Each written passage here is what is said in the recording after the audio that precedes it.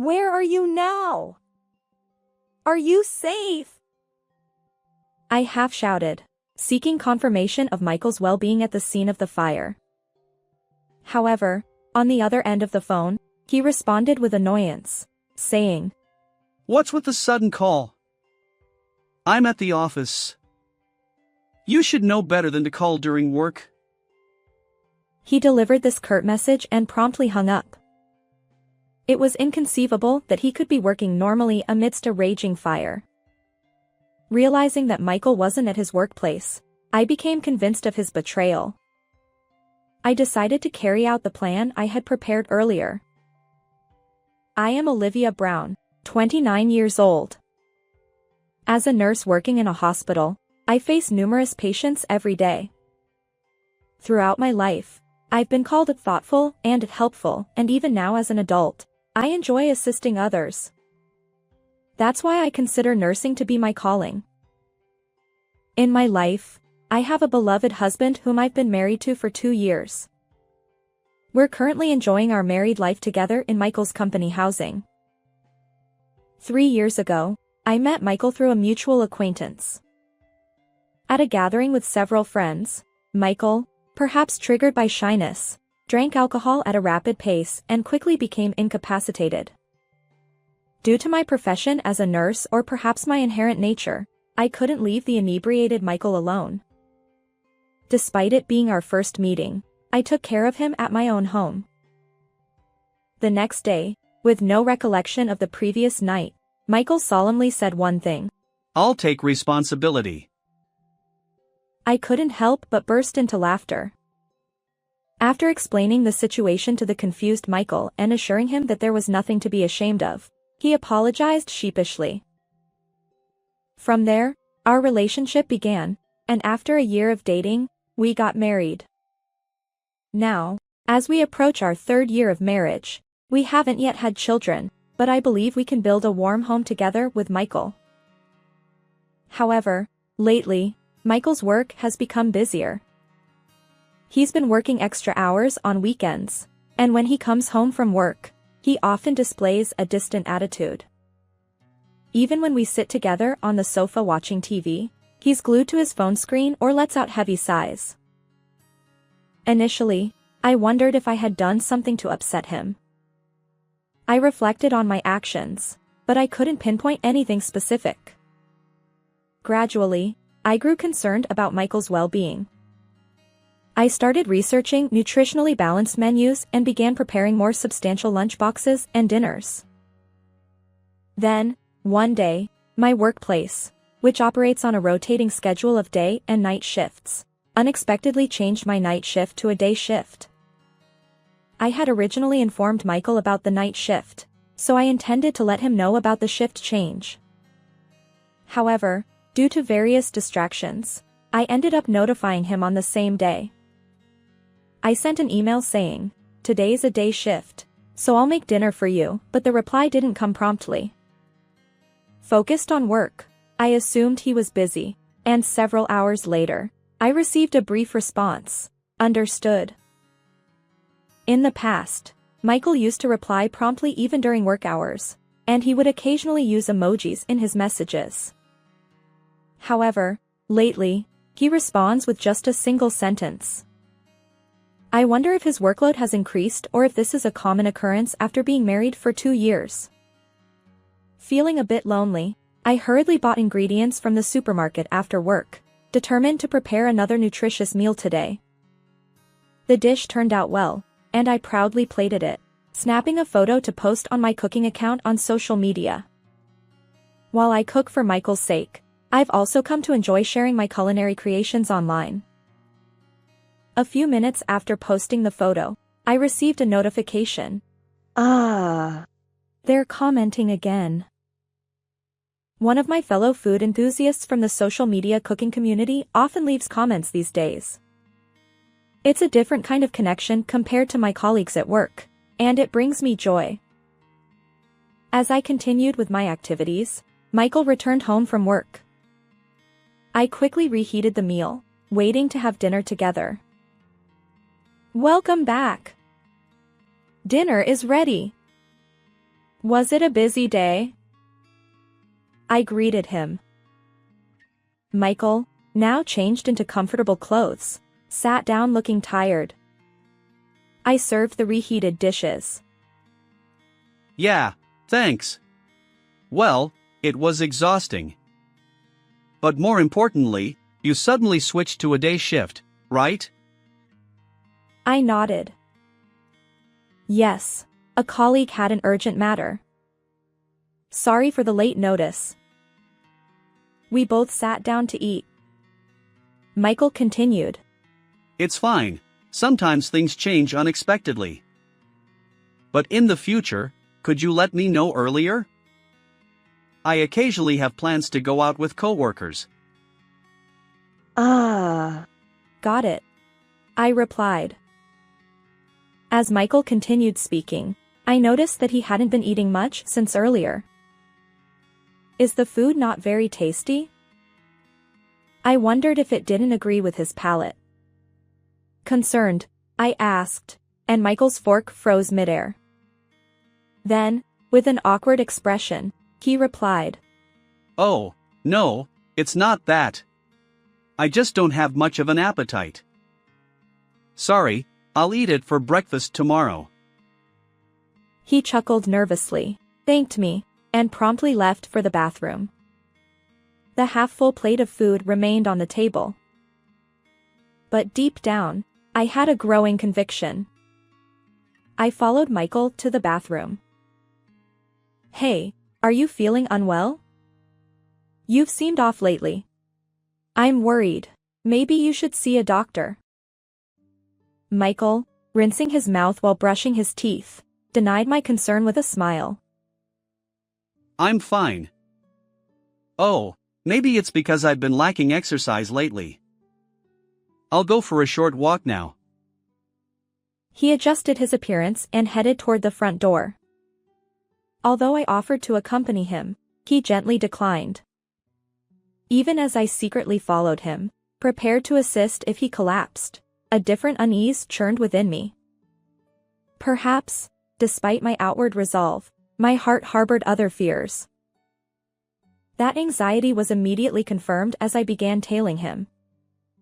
Contrary to my worries, Michael walked confidently until he stopped in front of a park a short distance from our home. He glanced around, then pulled out his phone, seemingly texting someone. Just then, a white car slid into view. Michael approached the car, engaging in a brief conversation with the person in the driver's seat. The dim light made it hard to discern details. As I edged closer to the car, my eyes locked onto the occupant in the driver's seat. She was a young woman with long, bewitching curls. Instinctively, I grabbed my phone, opened the camera app, and captured the scene. Michael got into the passenger seat, and the woman smiled. By the time I snapped out of my daze, their car had already sped away. Shock, confusion, and suspicion swirled in my mind, leaving me frozen in place. Then, I received a message from Michael. Met an acquaintance unexpectedly, so I'll be home a bit late. An acquaintance? Unexpectedly?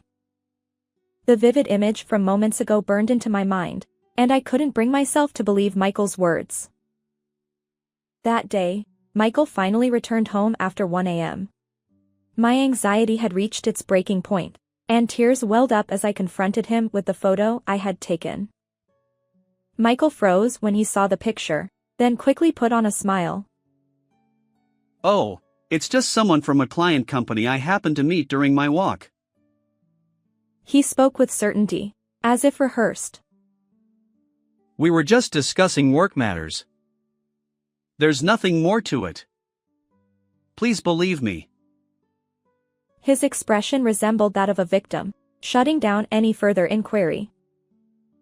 Afterward, Michael's work became even busier, and I found myself working overtime more often on the days I had day shifts. Despite our strained relationship, I attempted to find time to discuss the incident, but he always deflected, claiming exhaustion. Yesterday, overtime. Today, working on a day off. Is it really just work? Whenever my focus wavered during work, I couldn't shake the image of Michael and that woman being close. As the morning sun pierced my tired eyes after finishing a night shift, I wondered what lay ahead. Recently, consumed by anxiety and worry, I realized I hadn't been taking care of myself. So, I stopped by a cake shop early in the morning and bought a cake. Feeling slightly brighter, I left the shop and took a different route home. This area had many hotels, and I often saw couples walking who seemed to have secrets. Perhaps due to the early hour, the air felt quiet. Carefully holding the cake to prevent it from crumbling, I thought about how I could enjoy it with tea at home. But then, as I walked on the opposite side of the sidewalk, I glimpsed a young couple emerging from a hotel. My gaze shifted there casually, and suddenly, I froze. It was Michael, squinting his tired eyes and smiling, accompanied by the woman with the long, bewitching curls, the same woman from the car that day. The cake slipped from my hand, crashing to the ground. At that moment, my mind fixated on one mission. I need evidence. Trembling, I pulled out my phone, aimed it at their smiling faces, and snapped a photo. The two of them looked like lovers. My heart raced, and a cold sweat broke out. Michael had been lying after all. As I stared at the fallen cake box and the photo of the two of them, a thought formed in the corner of my mind. We can't be together anymore. The series of events transformed my suspicions about Michael into certainty, and the word divorce began to feel real one day. On that particular day, during my day shift, I was diligently working as usual. Just as I was handling a phone call, I heard the distant wail of fire truck sirens, passing through the neighborhood. It wasn't just one fire truck, there were 2 or 3, which made me worry that there might be a fire nearby. After finishing the call, I caught my breath, and 2 colleagues who had been in the patient's room returned, whispering. It's scary, isn't it? I asked if something had happened, suspecting trouble. One of my colleagues leaned in and said, There's a fire at Company A. A patient we passed in the hallway mentioned it. Company A, fire. The moment I heard those words, a cold sweat ran down my spine. Excusing myself from my colleagues, I clutched my phone and hurried to a secluded spot. Company A, where the fire had broken out, was the same company where Michael worked. Please, I prayed silently, as I dialed his number. Today, just like every other day, I had seen him off in the morning as he left for work. Since the incident, we rarely crossed paths at home, and our conversations had dwindled. But I never missed our morning farewell. Please, answer. As if my prayers had been answered, I heard Michael's voice on the other end after a few rings. Yes. Where are you now? Are you safe? I half shouted, seeking confirmation of Michael's well-being. But he responded with annoyance, as if inconvenienced. What's with the sudden call? I'm at the office. You should know better than to call during work. He delivered this curt message and promptly hung up, leaving only the disconnected tone echoing in my ear. Although relieved that he wasn't caught up in the fire, a significant unease settled within me. How could he be working normally amidst such a crisis at his workplace? And his words and attitude, dismissing my concern, fueled my growing anger. Michael was likely not at his workplace now. I had seen him off as usual this morning, but where he was headed probably wasn't the office. Since we got married, I had unknowingly bid farewell to Michael as he went to meet another woman. In the corner of my vision, I caught a glimpse of those bewitching, flowing curls. Determined, I dialed a certain person from my phone. After safely finishing work, I hurried home and began gathering all the furniture and appliances throughout the house. Just then, the intercom buzzed with a ding-dong. When I opened the door, it wasn't Michael standing there but a friend from university. This friend knew about Michael's situation and had volunteered to help with my escape.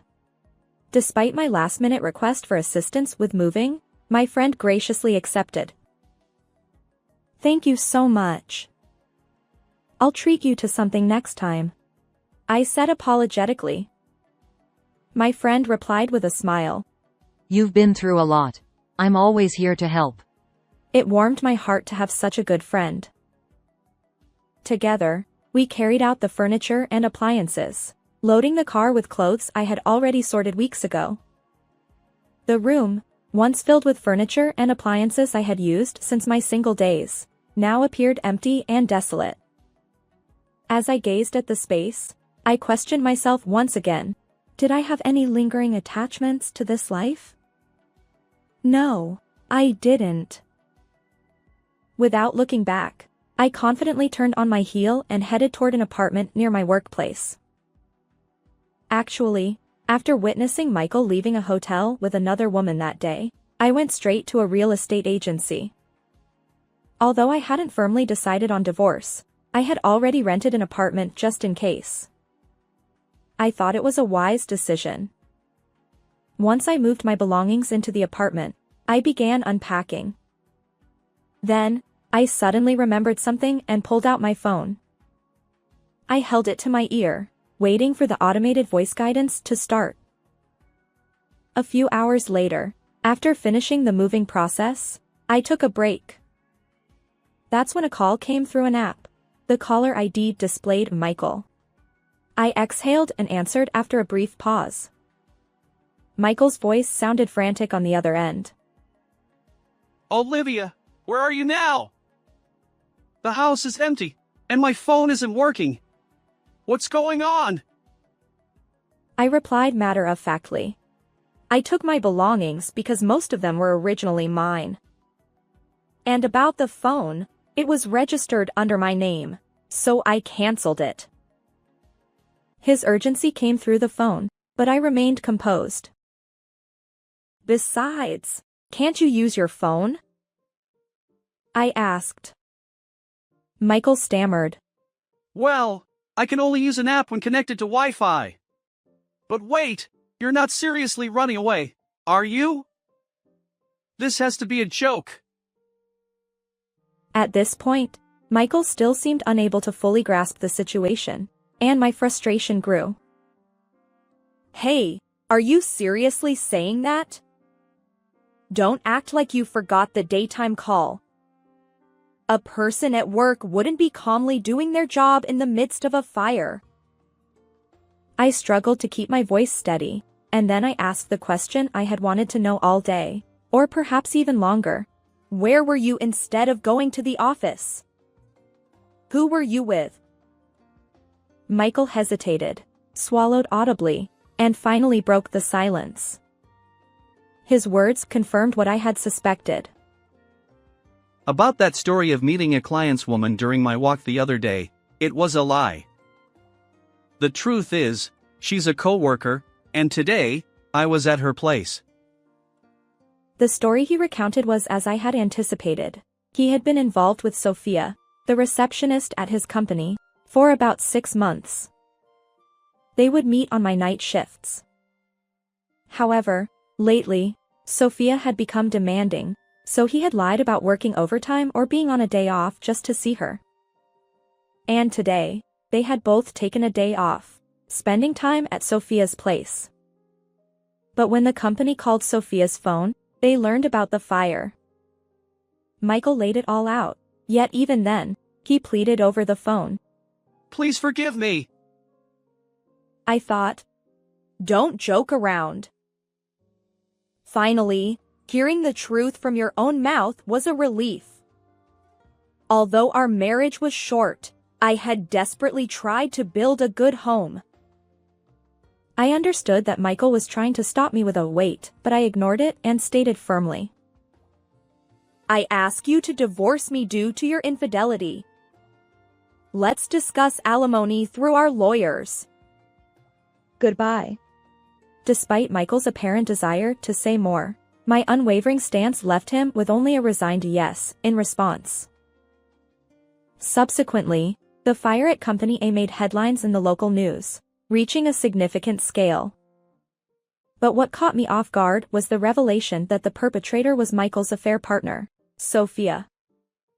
Early in the morning, Sophia had sneaked into the company's conference room, unraveled the curtain's edge, and ignited a thread using a lighter. The fire rapidly consumed the entire curtain, leaving the conference room in ashes. Fortunately, the building itself suffered only partial damage. Surveillance footage confirmed Sophia's guilt. As for her motive, she explained, "The married man I was seeing wouldn't divorce his wife, and even threatening to expose our relationship at work didn't work. I felt this extreme action was necessary." Honestly, I couldn't understand why she would commit a crime just to win Michael. According to Sophia's colleagues, she often complained about feeling lonely. Did she believe that obtaining a married man, who seemed to have everything, would fill her own loneliness? But as I thought about it, I realized that feeling alone even when together with someone was far more painful. Since the divorce discussion, I hadn't directly contacted Michael, but we proceeded with the legal process through our lawyers. Amidst all this, I heard about Michael's situation at work. After the fire incident, Michael, who genuinely knew nothing, was shocked when the company's HR informed him of the truth. Sophia was promptly arrested, and news of their affair spread rapidly within the company. Colleagues likened the incident to the one that occurred in a New York City Bronx nightclub in 1990, where a man intentionally set a fire because he wanted to meet his ex-lover. They referred to it as the Happy Land arson incident. Hearing this, I felt a twinge of sympathy, but ultimately, Michael's choice to be with another woman was his own doing. With that mindset, I calmly proceeded with the divorce, which went smoothly thanks to the incriminating photo I had taken with my phone. Additionally, Michael paid the alimony from his severance package. Having completely severed ties with Michael, I've been thoroughly enjoying my new apartment, which has become my cozy haven. Perhaps there were moments when I neglected myself, prioritizing caring for others. While continuing my nursing job, I've now carved out time for myself, especially relishing the joy of cooking, which had been my favorite pastime during my marriage. In the morning, I opened the window of my apartment, letting in the fresh air. As I glanced outside, I saw a family of 3 walking together, seemingly close. Strangely, I felt no regret at this moment. Instead, excitement about what lay ahead filled me. Just then, my phone buzzed, and when I checked the screen, I couldn't help but smile. The person I had connected with through my cooking account on social media had become a close friend since that incident. Today, we had plans to cook together. I replied to the message, "I'll be waiting," and immediately started preparing for our cooking session. How did you find this story? If you enjoyed it, consider subscribing to my channel. Until next time.